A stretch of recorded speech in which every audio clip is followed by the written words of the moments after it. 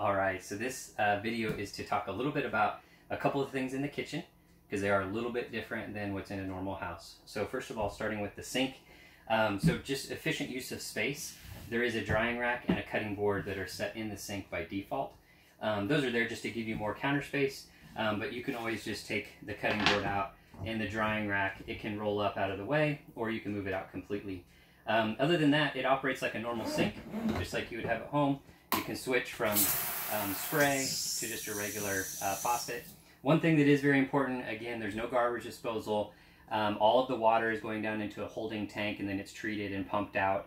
But because of that, no foods or solids can go down here. So we do have a fine grit strainer in here. It is very important that this stays in place at all times to catch any food particles. We do ask that you just scrape off any food into the trash first, and so then there's minimal stuff here.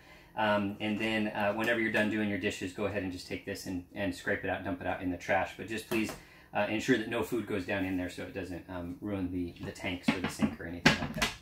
So the sink's pretty straightforward and easy. The stove, it's a gas stove.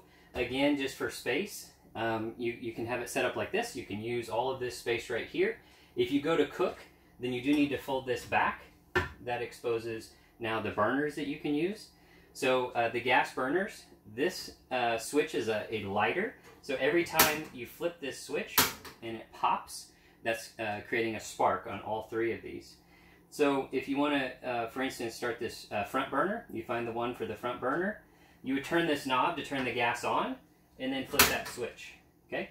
Don't leave that on very long without flipping the switch because it's going to fill everything with propane, and that's really bad. So you don't want to do that. Then you can adjust your flame from there to very small to big. And then once you turn the gas off, then you're fine and everything's good. Okay, so that's how the stove works. Do leave this up until everything has cooled down. Once it's cooled down, you can again put that back down and you're just fine. Okay, so the stove runs off of gas as well, but it does not light on its own. So it has a pilot light that you have to light first. And it doesn't stay lit. It's not like a normal pilot light on a hot water heater or something like that. So you have to light it each time that you go to use the stove. So in the drawer right here, it is labeled as a lighter. We have a lighter right there. And if you look at the stove dial, you can see that there is temperature range, but then there's also one that says pilot. And it says push and hold for pilot. So what we're going to do is we're going to turn that and push it and hold it there, while simultaneously lighting it. So you may want some help with this, but if you look down below, where we're gonna light is right back here in the back, right there, okay? So what I'm gonna do is I'm gonna hold this down.